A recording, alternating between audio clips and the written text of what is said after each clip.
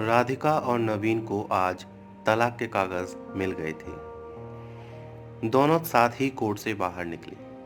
दोनों के परिजन साथ थे और उनके चेहरे पर विजय और सुकून के निशान साफ झलक रहे थे। 4 साल की लंबी लड़ाई के बाद आज फैसला हो गया था। 10 साल हो गए थे शादी को, मगर साथ में तो 6 ही साल रह पाए।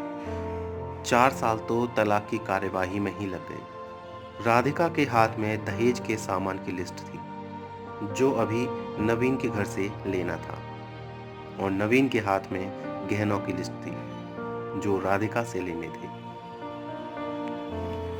साथ में कोर्ट का यह आदेश भी था कि नवीन 10 लाख रुपए की राशि एक मुश्त राधिका को चुकाएगा। राधिका और नवीन दोनों ही एक टेम्पो में बैठकर नवीन के घर पहुंचे। दहेज में दिए सामान की निशानदेही तो राधिका को ही करनी थी, इसलिए 4 वर्ष बाद ससुराल जा रही थी। आखिरी बार बस, उसके बाद कभी नहीं आना था उधर। साथ ही परिजन अपने अपने घर जा चुके थे। बस 3 प्राणी बचे थे, नवीन, राधिका और राधिका की माताजी। नवीन घर में अकेला ही रहता था। माँ बाप और भाई आज भी गांव में ही रहते हैं।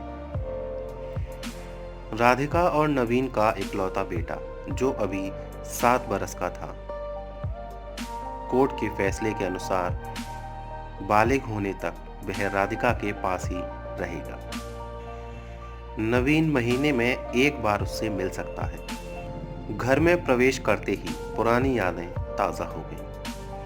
कितनी मेहनत से सजाया था इसको राधिका ने। एक एक चीज में जैसे उसकी जान बसती थी। सब कुछ आंखों के सामने बना था।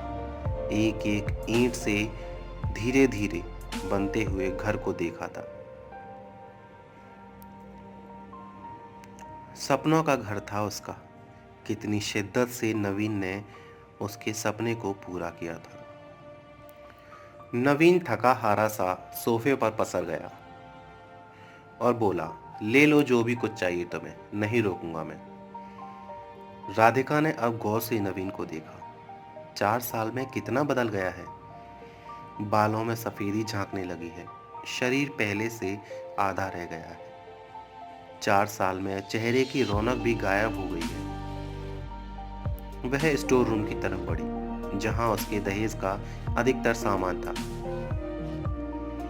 सामान ओल्ड फैशन था, इसलिए कबाड़ की तरह स्टोर रूम में डाल दिया था। मिला भी कितना था उसको दहेज। प्रेम विवाह था दोनों का। घर वाले तो मजबूरी में साथ हुए थे। प्रेम विवाह था तभी तो किसी की नजर लग गई, क्योंकि प्रेमी जोड़ी को हर कोई टूटता हुआ देखना चाहता है। बस एक बार पीकर बहक गया था नवीन। हाथ उठा बैठा था उस पर।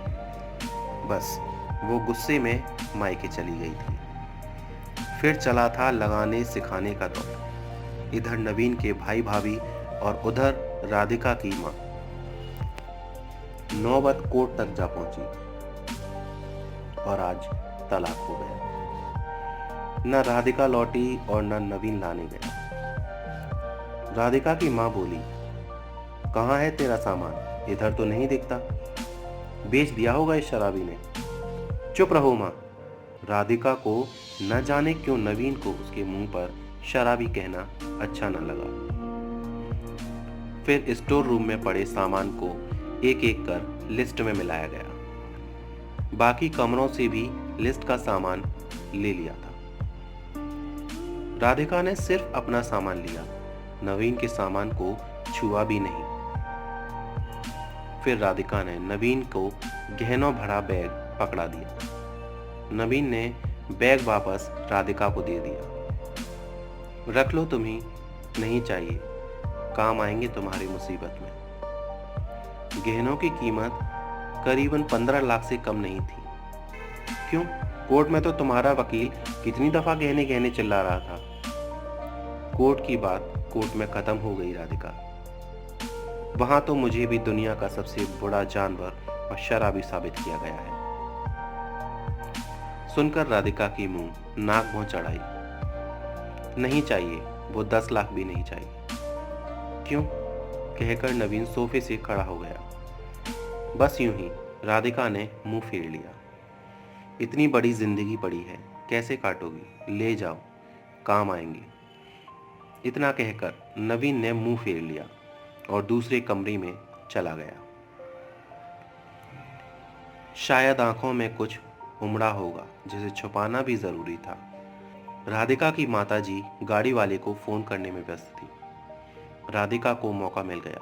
वो नवीन के पीछे उस कमरे में चली गई। वो रो रहा था, अजीब सा मुंह बनाकर, जैसे भीतर के सैलाब को दबाने की जद्दोजहद कर रहा हो। राधिका ने उसे कभी रोते हुए नहीं देखा था, आज पहली बार देखा। न जाने क्यों दिल को कुछ सुकून सा मिला, मगर ज्यादा भावुक नहीं हुई।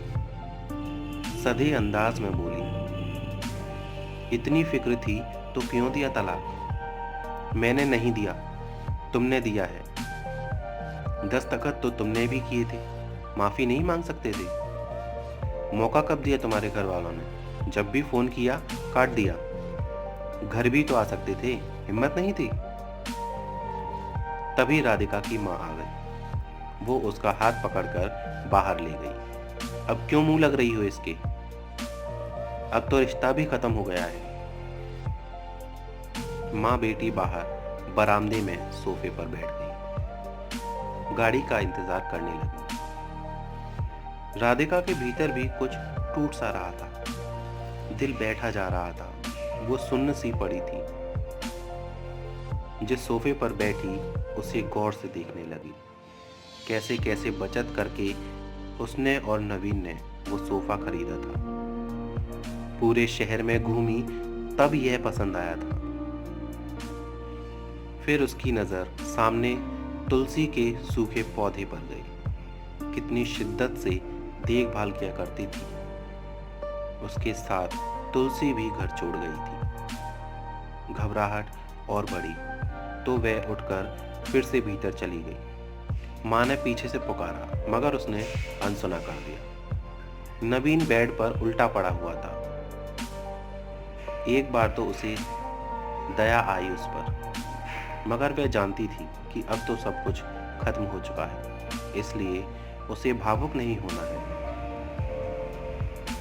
उसने सरसरी नजर से कमरे को देखा। अस्त व्यस्त हो गया था पूरा कमरा। कहीं कहीं तो मकड़ी के जाले झूल रहे हैं। कितनी नफरत थी उसे मकड़ी के जालों से।